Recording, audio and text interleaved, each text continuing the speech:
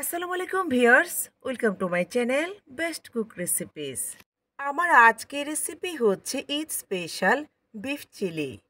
খেতে এতটা টেস্টি হয়েছে একেবারে রেস্টুরেন্টকে হার মানাবে। তো চলুন দেখে নেওয়া যাক। বিফ চিলির জন্য এখানে আমি 2 কাপের মতো সলিড গরু মাংস নিয়েছি। মাংসগুলোকে পাতলা করে কেটে নিয়েছি। মাংসটাকে ধুয়ে ভালোভাবে পানিটাকে ঝরিয়ে নিয়েছি। অ্যাড করছি 1 চা চামচ করে আদা এবং রসুন পেস্ট, 1 চা চামচ কালো গোলমরিচের গুঁড়ো। চাইলে কালো গোলমরিচের পরিবর্তে এখানে সাদাটাও দিতে পারেন। অ্যাড করছি উঁচু করে 1 চা চামচ লাল মরিচের গুঁড়ো, 1/4 চা চামচ টেস্টিং সল্ট, হাফ টেবিল চামচ সয়া সস, হাফ টেবিল চামচ ভিনেগার। এখন হাত দিয়ে খুব ভালোভাবে মিশিয়ে নিচ্ছি। অ্যাড করছি একটি ডিম। তারপর হাত দিয়ে খুব ভালোভাবে মিক্সড করে নিচ্ছি। তারপর 1 ঘন্টার জন্য একটা সাইডে রেখে দেব।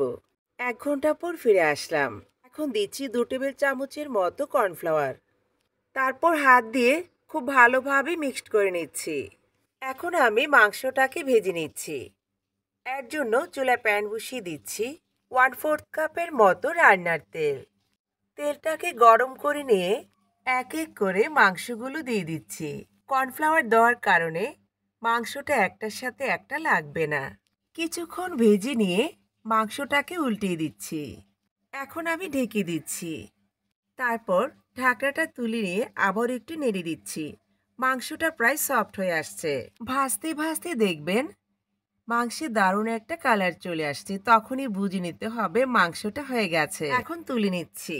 বিফ চিলির জন্য স্পেশাল একটা সসের মিশ্রণ তৈরি করব। প্রথমে দিচ্ছি 2 টেবিল চামচ গ্রিন চিলি সস। এই সসটা আমি ঘরে তৈরি করেছি।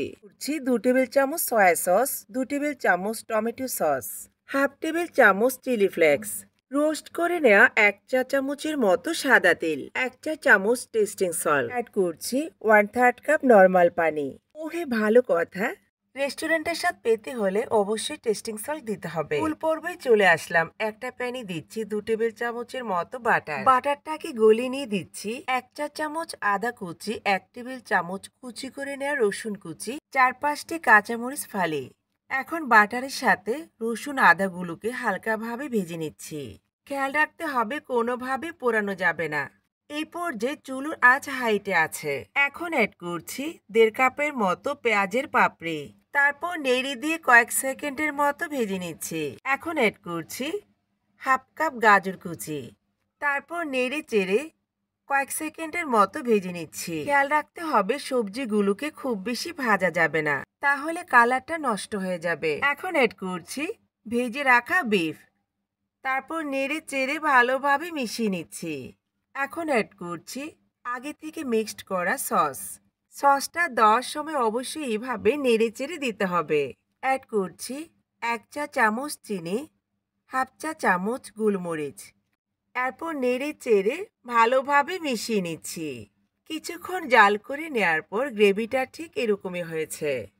এদিকে আমি ছোট্ট একটি বাটিতে 1/3 কাপের মতো পানি নিয়েছি। অ্যাড করছি 2 টেবিল চামচের মতো কর্নফ্লাওয়ার। তারপর নেড়ে চেড়ে মিশিয়ে নিয়েছি। এবার কর্নফ্লাওয়ারটাকে ভালোভাবে নেড়ে চেড়ে দিয়ে দিচ্ছি। তারপর সবকিছু একত্রে ভালোভাবে মিক্সড করে নিচ্ছি। কর্নফ্লাওয়ারের মিশ্রণ দেওয়ার পর বেশিক্ষণ চুলোতে রাখা যাবে না। কর্নফ্লাওয়ার দেওয়ার পর গ্রেভির ঘনত্বটা ঠিক এরকমই হয়েছে। নামানোর পর আরেকটু ঘন হয়ে যাবে।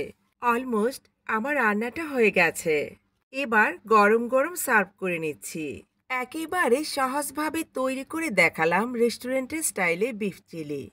ঈদে আপনারা অনায়াসে তৈরি করতে পারেন। এখন উপরে কিছুটা সাদা তেল দিয়ে দিচ্ছি। বিফ চিলিটাকে আমি জিরা রাইসের সাথে সার্ভ করে নিচ্ছি।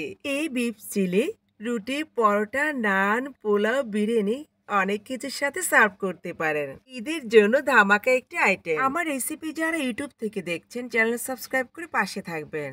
আর যারা পেজ থেকে দেখছেন পেজটিকে ফলো দিয়ে পাশে থাকবেন। ভালো লাগলে শেয়ার করে দিবেন। সবাইকে ঈদের শুভেচ্ছা জানিয়ে বিদায় নিচ্ছি। আল্লাহ হাফেজ।